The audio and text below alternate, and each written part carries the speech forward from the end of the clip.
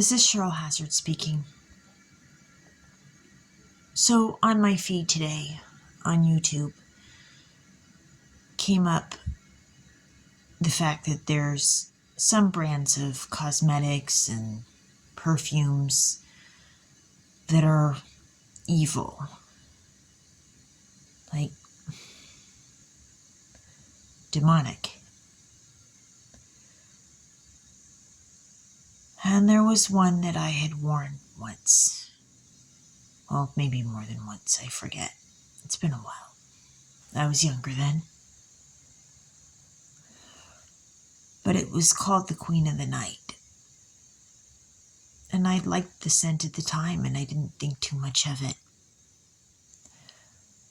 But after I started watching that thing about the scents, I apologized to God for having worn it, and I repented. That was today. But then today came up people who are in hell. A lady was raped. And God showed her people who were in hell. And one of them was Whitney Houston. And what popped into my head right after that was the thought about how Whitney sang Queen of the Night in The Bodyguard.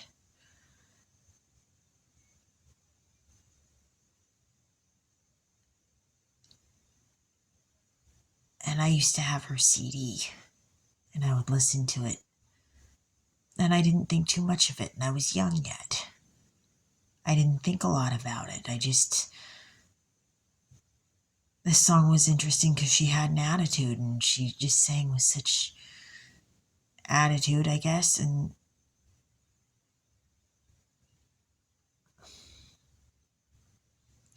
now I think, whoa.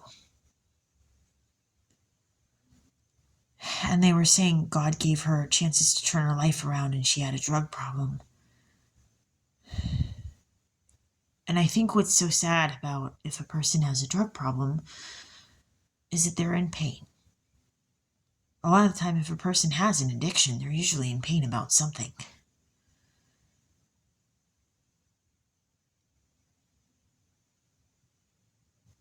And so, yeah, they usually are filling in a void for something, maybe, and they need God more than ever.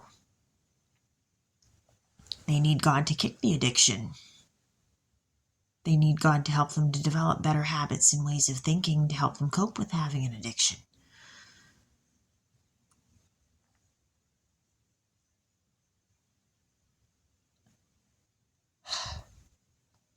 I watched The Bodyguard at least a few times. And another one that they said was in hell was Michael Jackson. And I've had to go into his case a bit. And what I'm finding with that is that there's a lot to know. A lot to know.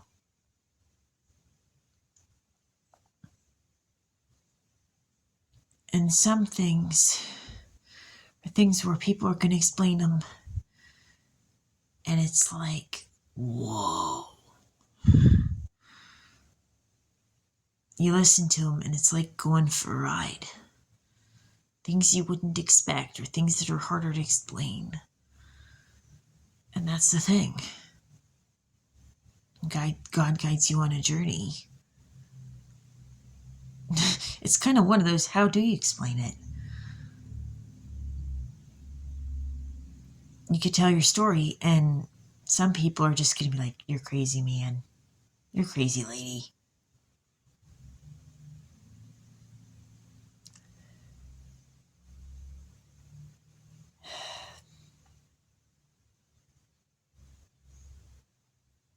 But sometimes to find your way, you got to go on this ride with God and it gets crazy. The ride itself will get crazy.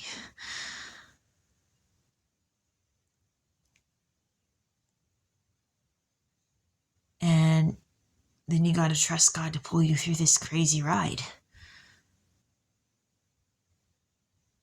It's like you're on a roller coaster and God is the lap bar and the hydraulics that are holding you in. That's what it's like surfing God. And you gotta trust that God's gonna do it right. And so you go for that ride. You're up, you're down, you're here, you're there.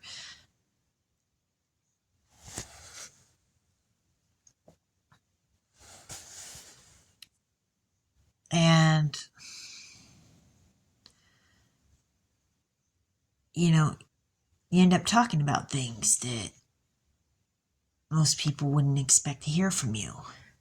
Things you'll say that nobody would expect to hear.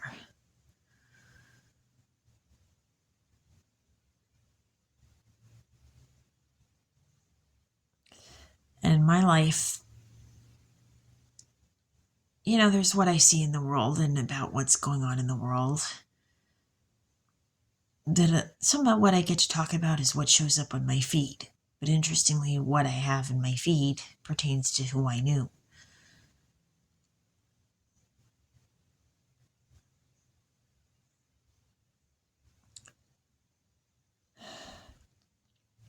In cases.